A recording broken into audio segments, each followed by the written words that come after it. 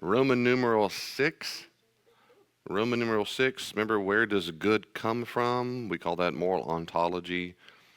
In normal person parlance, we sometimes call that the grounding issue. It's grounded in what? So there are about 4 or 5 major answers in philosophy, moral philosophy, of where does it come from in moral ontology.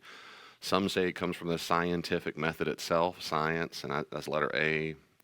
I don't find that persuasive, and I think most don't. But what scientific apparatus would you use to tell me what I ought to do? That doesn't make any sense to me. There's B. Well, it comes from naturalism itself. That is, it comes from the laws of physics and energy. I explained how that's to me very unpersuasive. Several reasons why, like you can't get an ought from it is. Um, then we talked about, well, it comes from evolutionary development through human, all the way to the human person. And then I gave responses to that by saying that seems, again, silly for multiple reasons. And then we got to letter D, and some say, well, moral values are grounded in what we call Platonism, that they are abstract objects, they're just timeless things, and we appeal to them. The typical response is, where do they come from, and how do they exist, and why do they have oughtness, and why should I obey abstract thing called honesty? Why should I do what this abstract? And a Platonist would probably say you're just supposed to. I mean, I'm not sure. I've never heard a really good answer to that, but I'm skipping over the stuff. You can read Christian Platonists who say, no, that's the best explanation. They're a minority, but they're there. And then the last one we introduced last time was letter E, divine command theory. And before I say any question or comments about what I've covered so far, the scientific method, evolution, naturalism, any questions, comments about that? So in divine command theory is the theory that says, that looks basically at what's good and bad, what's grounded in God. Okay, so in essence, it comes down to 2 different ways of understanding divine command theory. And that's Roman numeral 2. So values either come from his will, which is called voluntarism. It comes from voluntarism. Moral values are grounded in what he says do, or moral values are grounded in his character, called essentialism. And those are 2 major ways of understanding it. So this is what I introduced last week. Voluntarists would say that it's good because God wills it. God wills it. An essentialist says, no, they're grounded in his very nature or the essence of God. So what's morally good won't change because God's character doesn't change. Or if it's grounded in his will, that could conceivably change. And then I ended last week by saying, like Bill Craig, William Lane Craig, at least I find this the most persuasive view. He says, I see moral duties rooted in his commandments, moral values in the nature of God. So, for example, if it is good to be honest, so like honesty is a moral value, moral value. If someone says, why is that a moral value? What is it grounded upon? What's the moral ontology? And then an essentialist would say, honesty is good because honesty comes from God's very character. His character, he's an honest God. That's where values come from. It's God's very character. He's purely honest. He never lies. We'll see, okay, so now telling the truth is a moral duty. Telling the truth. A duty, always used in English, an action verb, right? Giving to the poor or being generous, or that's a duty, right? A commandment. And essentialists would say, typically would say that, and our duties, what we ought to do, come from his commandments. When he says, go do this, go do this. Okay, so far so good or not? What was that? Yay. Okay, no, really, feel free to, any questions about that? And it's a quick review from last week. If you weren't here last week, then it's a super fast review. Any questions about that? So, one more time. So that's my, it doesn't have to be your view, but my view is exactly, I'm going to send, exactly what Bill Craig said. I do find that the most persuasive view. Okay. Okay, so this next part you might not care about, and that's fine. If you talk to a semi-educated atheist or non-Christian, they will always bring up the next thing called the Euthyphro dilemma. So I want to spend a little bit of time talking about that because it will always be brought up. They'll say, oh, you think in moral values from his character, his duty, and there's a real problem here. Okay, so real quickly, what in the world are we talking about? So, and I put a bunch of words on the screen. I know you may not be able to read, but I did on purpose just to read it. You don't have to memorize all this, but what am I talking about when I say Plato's Euthyphro? Euthyphro is one of Plato's early dialogues, a pretend dialogue, about early 4th century BC. This is a long time ago. He wrote these pretend stories, pretend dialogue.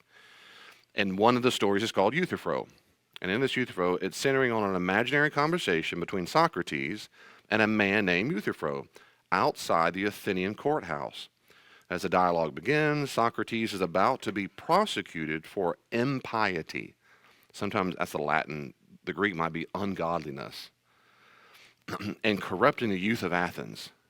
Socrates is in trouble. He encounters Euthyphro, who's also at the courthouse. But that Euthyphro is there to prosecute his own dad for the murder of a laborer. Surprised by Euthyphro's decision to prosecute a family member, Socrates inquires about the nature of piety. In Greek, we say eusebia. He wants to understand the reasoning behind Euthyphro's actions. What led you to do that? How could you turn in your dad? Now, a little footnote here. Piety can be defined as devotion and reverence toward a higher power or deity, usually through rituals. In the New Testament, it's not written in Latin, but in Greek, the Greek equivalent is eusebia, which is often translated godliness. Just let you know, a wink, wink, this isn't that. So you see that in 1 Timothy 2, 2 Timothy, 2 Peter 1, and I put those scripture verses. My point is you see this kind of stuff, and so we typically translate godliness. So what is it, godliness? So the dialogue, so Socrates is going, how could you set your dad up to prison or execution? Well, I'm trying to do the right thing. I'm trying to be pious. I'm trying to do the right thing. So he goes, all right, what is the right thing? What is pious to this imaginary courthouse guy? So it's the dialogue is a bunch of attempts by Euthyphro goes, piety is blank. And Socrates has well, what about this? And he goes, okay. Then piety is really this. And, okay, what about this? So the first one, Euthyphro says, piety is doing what is good now. That is, you persecute wrongdoers regardless of your relationship. Even if it's your dad, you take him down. And Socrates has some responses, and he goes, okay, we don't like that definition. So then he goes, all right, how about Euthyphro amends it, and he says that piety is what is dear to the gods. Socrates didn't buy that one fully. There's a third definition. Socrates points out that the gods often disagree among themselves. This brings up the question, if gods disagree on a matter, can the same action be both pious and impious? If they disagree, Euthyphro, well, okay, I'll change it this way. Piety is what the gods love. All the gods must love it. All right, at this point, Socrates introduces the central philosophical problem, and it's this. And it's called Euthyphro dilemma, because the guy's name is Euthyphro. He says, do the gods love certain actions because they're pious? That is, the actions are pious. Or are they pious because the gods love them? This problem, of course, challenged the idea that morality is based on divine command. Euthyphro gives a few more examples that it's a form of trading with the gods and on and on. But anyway, we're going to stop it. I won't keep going on. The dialogue ends inconclusively, to be continued, ... Socrates' way of saying, wink, wink, try to figure this out. It's a moral dilemma. And so he hurries off. Socrates faces a trial on his own. So the central dilemma is this, one more time. So the central dilemma is this. Is something a moral good because God wills it, or does God will it because it's good? If it's the first, it's good because God wills it. It makes morality seem arbitrary because God could will something different all the time. He could say, don't rape. You can rape. Don't steal. You can steal. If it's good, if the second, it means that it's good, he wills it because it is good. Well, who says? There must be something above God to which God is appealing, where he learns, this is good. Where'd you learn that, God?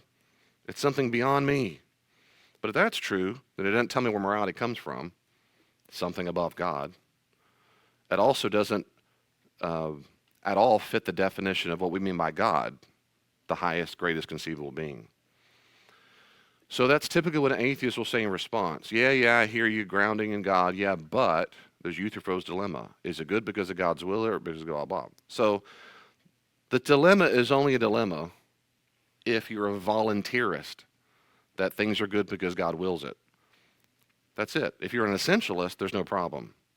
So the divine essentialist would assert that God commands something because it is intrinsically good. God commands something because it's intrinsically good, because that's his nature. That's it. So there's no big dilemma. Why would God?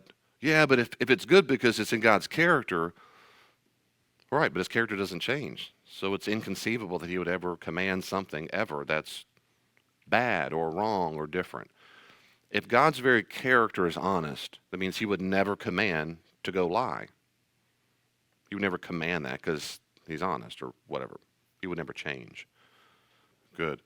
So what about when God, you said, killed off all those people because they were bad? So for example, the conquest, the Canaanite conquest in the Joshua and Judges, when he says, and the Old Testament says, go kill them. Is that what you're talking about? No, in the ark. Okay, what about that? Good. So God says don't murder, but he killed all those people. That's right. So a couple things. One is by the time he killed all those people, he hadn't commanded anybody don't murder. But two, I will answer more of that in the very next thing. I will.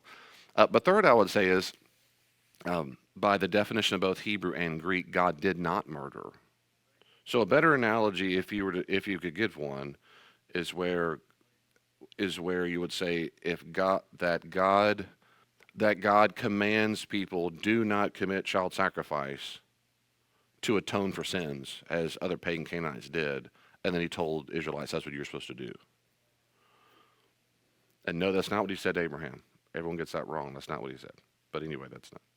So those would be something a bit different. So in general, an essentialist will say there's no dilemma. It's good because it comes from God's very character.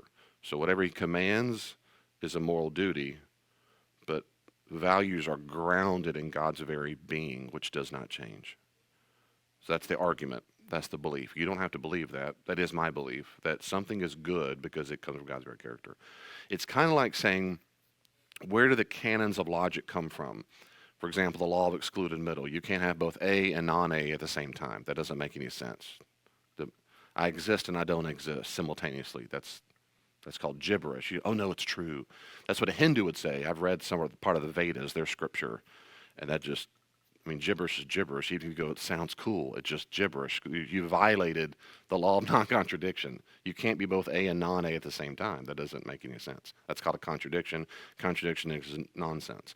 Well, that's like that with God. Why is it nonsense? Because God is chiefly rational. Where do I get this idea of the canons of logic? Most philosophers say from God himself. God is essentially rational. Doesn't mean he can't feel things. My point is that's where reason comes from.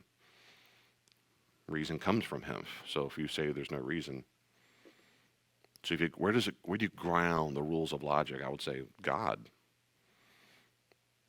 Well, God can make a square circle? No. So he's not God. He's not powerful. Power has nothing to do with it. You said something that's gibberish. God also can't make a married bachelor. He's not God, is he? Yes. Dumb is dumb, regardless of the word God on it. It's irrational. That's nonsense. By definition, a bachelor is unmarried. You cannot make a married bachelor. You cannot make a rock so big you can't. That doesn't make any sense. It's gibberish. Where do you get this gibberish from? I would say from God himself. I think rationality comes from God. It's just the way it is. And I think it's never changed.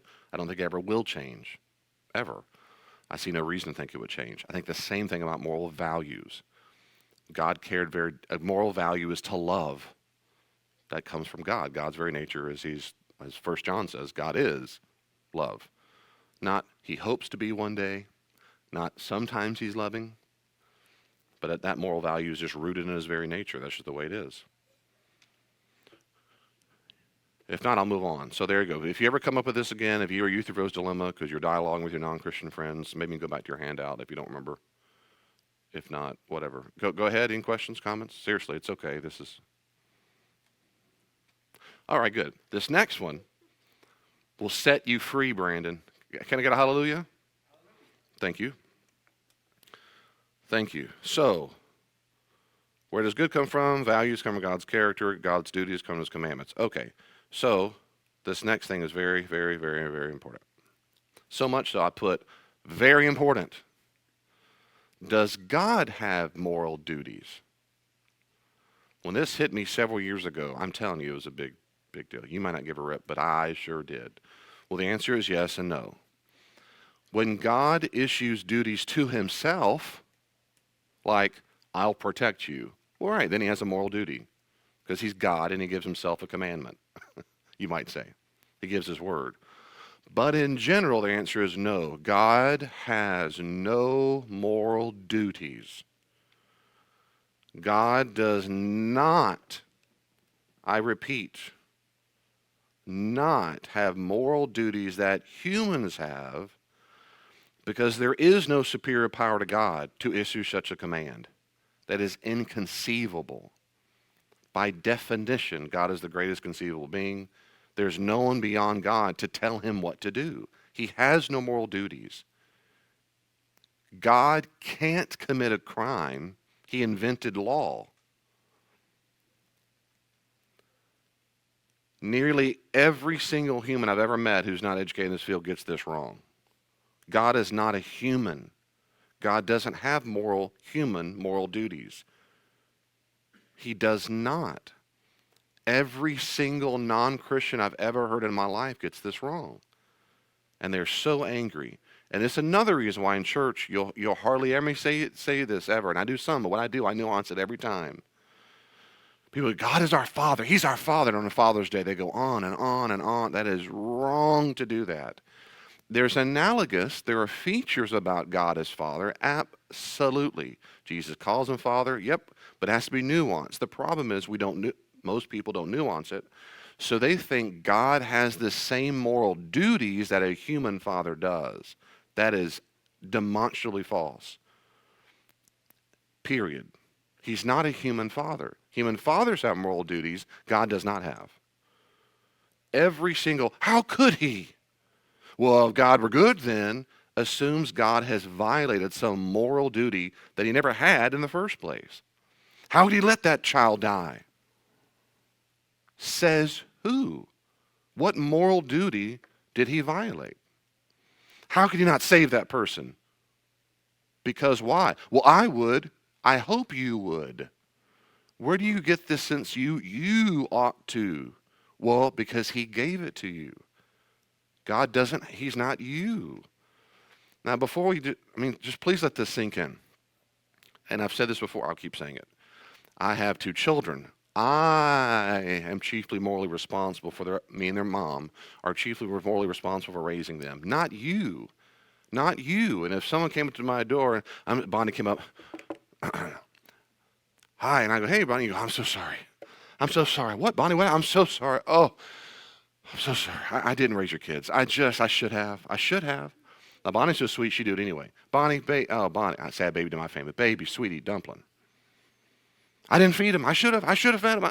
What do you... Bonnie, are you okay? I should have. Bonnie, what's wrong with you? I just feel so awful. And she's crying. Come here, Bonnie. Come on. What? I can't believe I was so derelict. I just can't forgive myself. I shouldn't have. That would be cuckoo crazy. I say, Bonnie, they're my kids. What makes you think you had the moral duty to raise my children? Why would you think that? Because I just do. No, Bonnie. No, Bonnie. I'm in the office of their parent. You're not in the office of parent. In the office of parent, I have moral responsibilities that you do not. But see, we live the world that way all the time. When a police officer, hypothetically, pulls over Elaine, if I got pulled over, if I get pulled over and they go, you were speeding, how dare you? If Julia pulled me over, I would say, get back in the car. If Bonnie pulled me over, I'd say, what's up? David, you were speeding. I go, yeah, maybe I was a little bit. David, I'm going to give you a ticket. That's good. All right, I'll see you at church on Sunday. No, David. Bonnie, you're not in the office of police officer. You're not in that office. You do not have the moral authority to hold me accountable to moral duties you didn't write in the first place. You're not the legislative branch, the executive branch, judicial branch. You're none of those branches. You're a civilian like I am. You do not have the office of that. You have the moral responsibility. We do this all life, all the time. We all know that offices decide whether you have the moral authority to do something. God, in the office of God, doesn't report to anybody.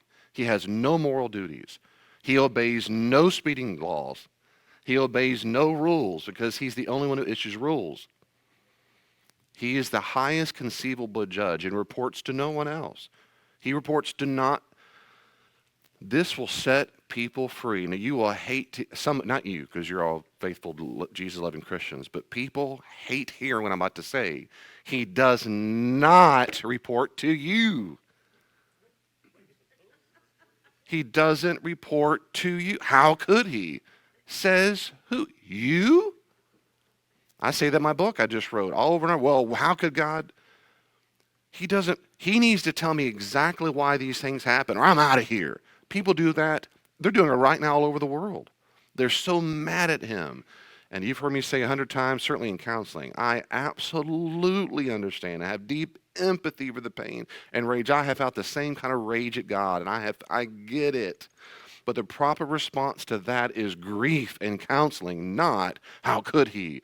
It puts you in this great moral superiority to God. He did something wrong. Says you? I mean, it just makes no sense. It feels good in the moment, right, because we're raging. And someone's got to be to blame. I remember very much being at a hospital floor. My family were at Cracker Barrel, and I got a call from one of our elders this is back when I was in Houston, Texas, and her son had just tried to kill himself. So we left Cracker Barrel. I fled to the hospital. By the time I got there, he had just died. And so it's just a family in this room, this waiting room, and they're just, of course, weeping, upset. When I came and sat on the ground with them, and the wife, and they're just, and one of the, course, the very first question is, why would God do this? Which we had some talks about that. But of course, someone's got to be at blame, and it can't be my son.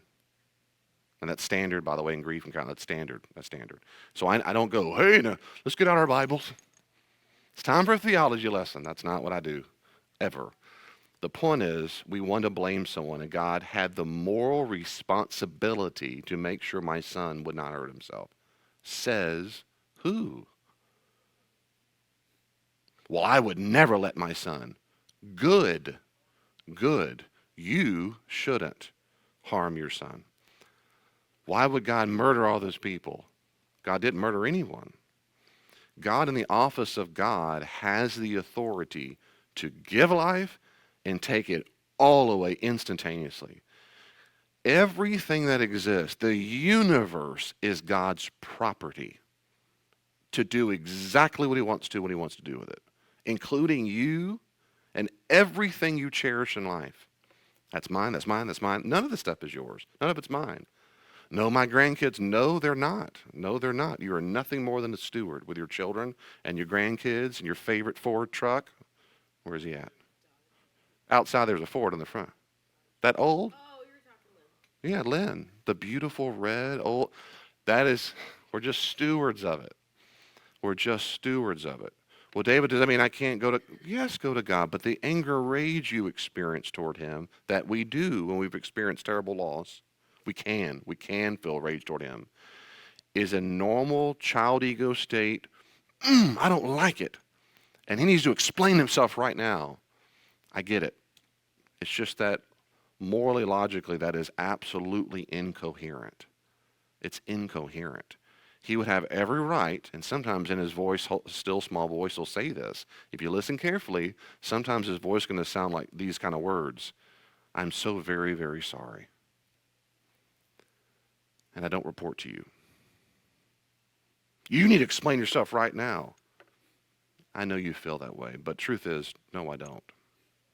I don't need to do anything that I don't want to do. So the Christian, well, let me say it this way. So the non-Christian leaves that conversation giving him the bird, I'm out of here, this is the stupidest thing, stupid, anger, rage. The Christian ends a different way. The Christian says this at the very end. The Christian says, I trust you. Not my will, but. So I put this in there on purpose because If you ever struggle with this, and you're going to meet non-Christians who struggle with this, if you've ever talked to ever a non-Christian who's ever been hurt in their life, who is still mad at God, I guarantee you at core they're mad because they're convinced God violated some moral rule or duty. My response, first off, is always counseling pastoral, but if they bring up theology, and I'll say, I hear you, and I'm so very, very sorry you're hurting. I mean it. But the assumption of your demand, the assumption of your challenge toward God is simply misplaced. God doesn't report to you. He does not have your moral. I would never do that. I know, and I hear you, and I'm so glad you wouldn't. But God doesn't have the same duty you do. Well, that just doesn't make any sense. Yes, it does, actually. We live this way in the real world all the time. We know instantly whether someone has a certain moral responsibility depending on their office. God in the office of God is the top dog. No one is above him.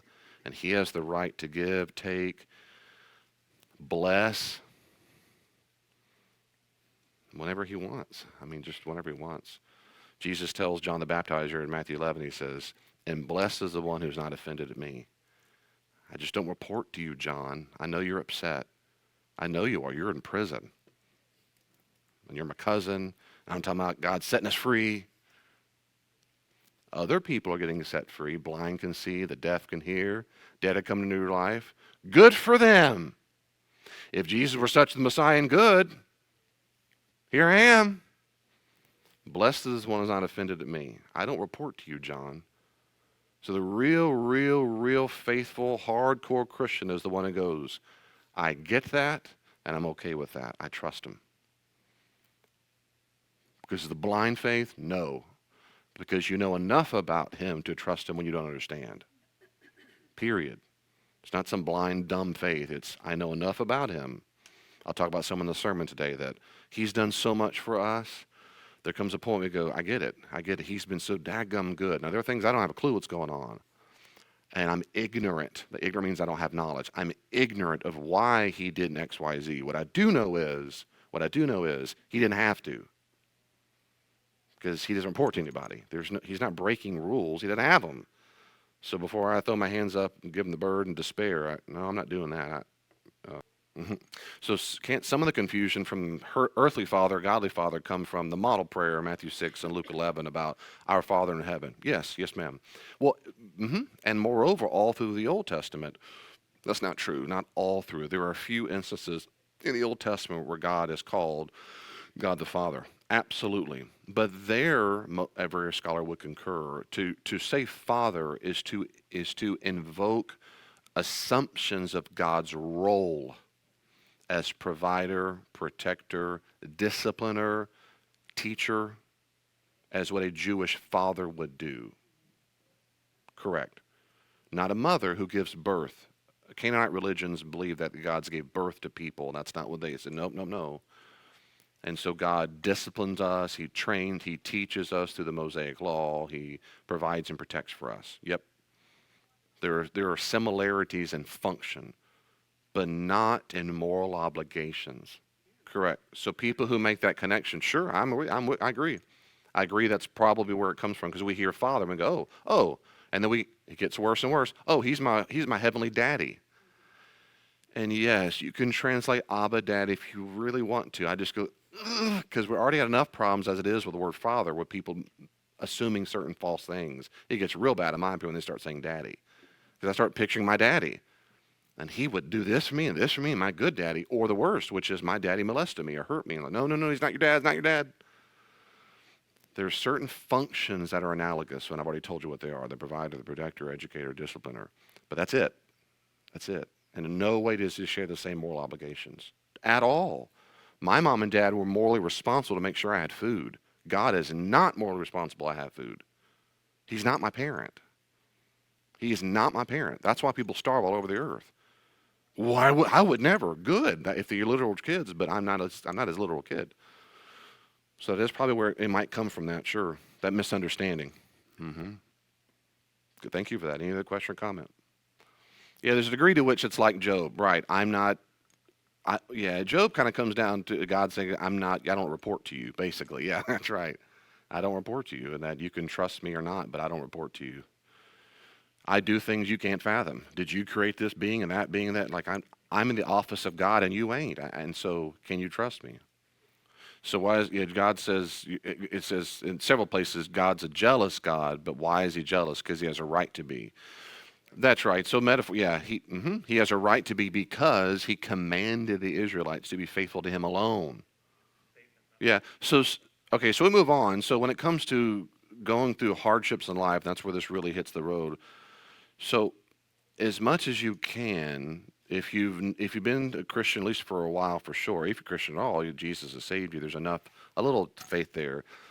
It is powerful to let God off the hook with your sense of moral superiority. It's powerful to say, you know what, God doesn't report to me. So what am I going to do with that?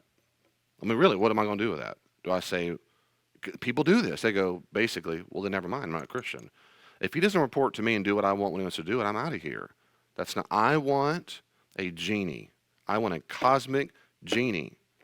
I want a cosmic Santa Claus. I had rules.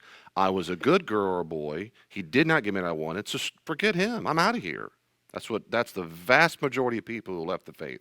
The other person says, he has done so much for me, I don't understand what's going on, and I trust him. But we all decide. I'm not doing the pastoral counseling. I'm just trying to give you the cold, logical response to the theology, the morality behind saying, fine, I'm out of here, just doesn't make any sense. I understand it's very emotionally powerful. Good heavens, I get it. But don't say you're doing it for rational reasons. Just say that my emotions, I quit the faith because I'm sad. That's it. I left Jesus because I'm mad at him, and he doesn't exist. That's his typical response. He doesn't exist, and I'm mad at him. Okay, I'll move ahead. He doesn't report to you or me. Praise God he doesn't. See, that's gospel. Woo! You want to worship someone who reports to you? Golly, what a puny vision of God. Come here, God. Okay, I'll say this. I'll move on. I love C.S. Lewis. And he has an essay called God in the Dock.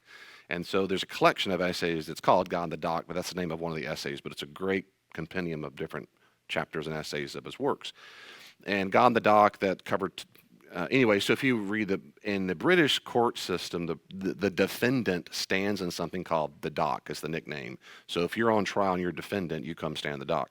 And Lewis makes the argument basically forever from the history of time, a guilty person comes and they're the ones who are in the dock, but not for, he says, for the modern man and everything. This is the 60-40, the man, human. But for the modern man, God is in the dock and we're the judge. So God is always on trial. And I find that absolutely to be the case. It's true. If I talk to the average person on the street, I absolutely assume that if we talk about anything about the Bible, how could God, and God's evil, and he's a barbarian, he's a blah, blah, they immediately, he's on trial. And forever in human history, that was inconceivable because in the office of God, not anymore. Not anymore. Things have really changed. Not in the Christian worldview, but in the average populist view. Yes, so it reminds us that we're in a fallen world and that bad things happen. We have to live the consequences, good or bad. I agree, until they're going to say, yeah, okay, why live with the consequences? If God were good, he wouldn't let us suffer the bad consequences. Yeah. So if God intervened every single time something wrong, it'd be chaos. And they're going to say, so when you set the rules for your children and they got really hurt, you wouldn't come to their rescue? Depends on the situation. My response is, there you go. You've just completely misunderstood God. It is irrelevant what I would do as a parent. God's not a parent. I would tell them that's exactly where you're wrong. That's where you're mistaken. God's not our parent. Yes, if my child were in front of me and got hurt and I could help stop it, I'm morally obligated to stop the physical pain, depending on the situation, right? And it is. So if it hurt them when they got a shot at the hospital, I set them up for the suffering because I'm a masochist. No, I know for a fact, yes, do it again. Again, sir? Do it again. It's empty 4 times. I love it. I was a barbarian. But I have yeah, you're welcome. God bless you. And she's turned out so well. But that's right. In general, though, if she's sitting there being hurt on the street, and I go, no, but right, because I'm the parent. God's not a parent. And but right. So there are rules that we have that he put in place, but also moral obligations he simply doesn't have. He doesn't have. No, if you're good, I disagree with you. I disagree with you. I disagree. If a parent is good, then a parent would do X. That is irrelevant. If God was good, no. Now you're assuming good equals following some moral duty. Where did that come from? Where says who? Something that changed tremendously is basically, and certainly in the Western world, in their conception of God, virtually everyone came to God assuming they're a sinner and they've done something wrong, and He's the supreme judge.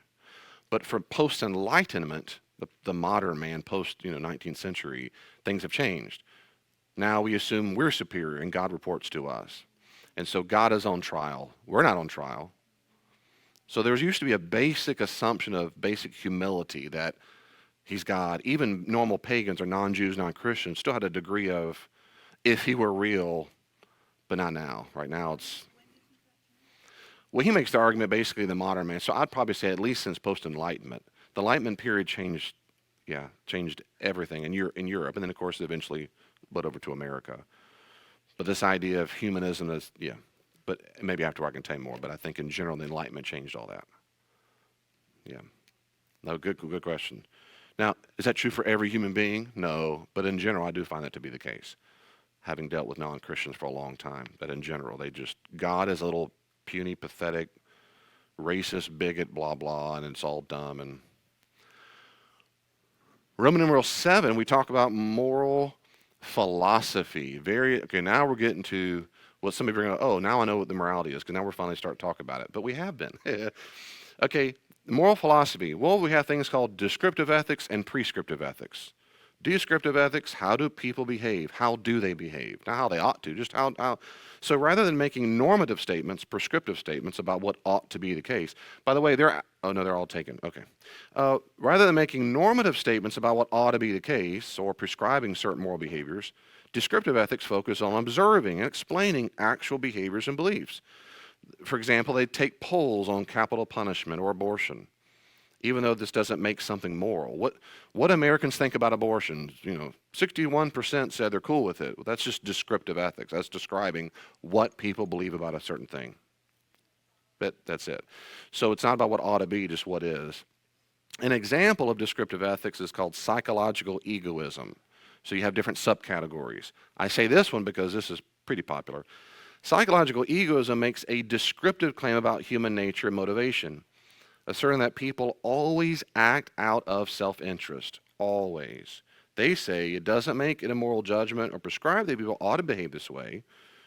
No. Now, this is not the same as ethical egoism, which says a person should act in their own self-interest. And that's a real deal. That's probably the most popular one there is.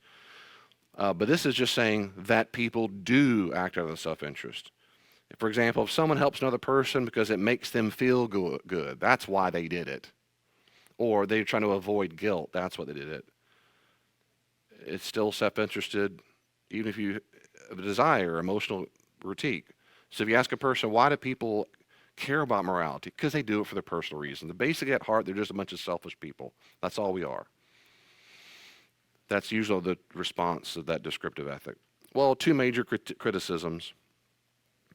Well, human motivations are multifaceted. They're not reduced to self-interest. They can have a mix of motives and actions, genuine care and duty and self-interest. I help the homeless because it makes me feel good and because it's the right thing to do and because the pastor's watching and I want him to think well of me. Not that y'all would do that. I'm just saying.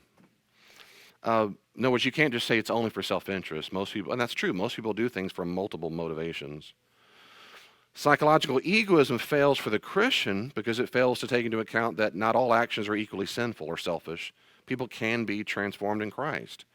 That's why they do it for selfish reasons. As a Christian, I would say I disagree. Every single action, no, sometimes you do it because it's the right thing to do. Because the Spirit motivates you and you go, I'm going to do the right thing, just the right thing. I'm going to let my left hand know what my right hand is doing. Because that's just the right thing to do. I'm not trying to get attention, so I don't find that. So I'm going to move on past that one pretty quickly. Prescriptive ethics, or normative, sometimes called that, of course, the opposite of descriptive. This is what should we do? What should we do? It's concerned with prescribing or dictating certain actions, behaviors, or modes of feeling and thinking is right, what we ought to do. A subcategory of prescribed ethics, if you go to school, you'll study something called applied ethics. And that's where you look at specific controversial issues like abortion, infanticide, animal rights, environmental concerns, homosexuality, capital punishment, nuclear war. So some of the subcategory of prescriptive ethics, applied ethics is those. For example, I had a class, my PhD on bioethics, and that's all we talked about. There's one whole seminar under prescribed ethics and applied ethics of bioethics, and that's all we looked at. So I've got a semester of notes on just pretty much every conceivable issue until that point of ethical issues raised in bioethics. So that include euthanasia, abortion, stem cell research, things like that arise in medicine. You do the same thing with war, and people who are pacifist or just war theory, they focus just on that, like Yoder, who's a very well known in pacifism, or you can focus just in sexuality and focus just in on, so people focus on those things. Good question. When ethics are involved, where does the law come in? Yeah, that depends on this next big chunk of the study, which is what prescriptive ethics you endorse. So if I can just think out loud for a second, there are people who argue that, I guess you mean the law the government gives us or the state, right?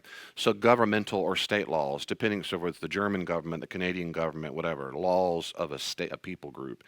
Yeah, there are people who argue that laws are not moral at all, that they're simply arbitrary laws that the people group decide to make.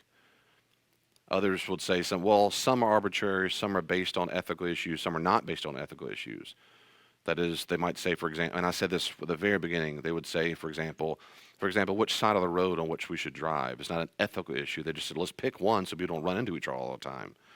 Somebody go, no, there's a deep moral rightness to the right side. Okay, most people don't. They're going to say that's arbitrary, whether they use a pen or pencil or whatever. So someone say it's not moral at all. Someone say there's a conglomeration.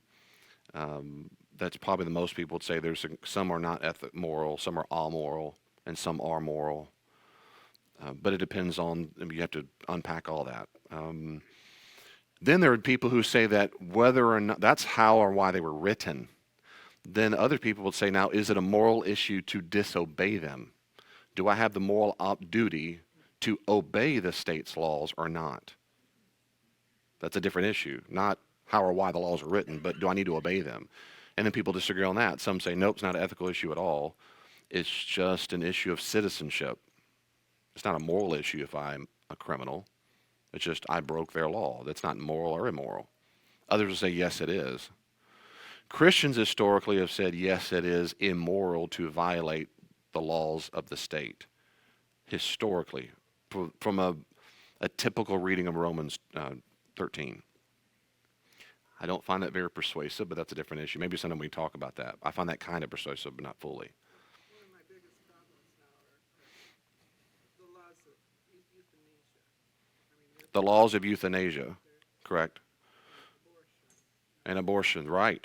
So most moral thinkers would say those are clear moral issues. That's right. Most would say that, and most would say, therefore, the state needs to get it right on these moral issues. And that's why most government officials will concur with that, too. They bring in professional ethicists to talk about all those things before they make a decision on a law. Because they would say, this is not arbitrary. These are real ethical, serious. AI, artificial intelligence, that's a big thing. They're having meeting after meeting. They're forming whole groups of specialists to discuss the morality of AI. It's going to take over everything. And so they're deciding now what to do with it. Stem cell research, on cloning. Yeah, most people agree those are ethical issues. Yeah, that's how to write the laws. It's another issue whether I have to obey those laws, whether that's ethical.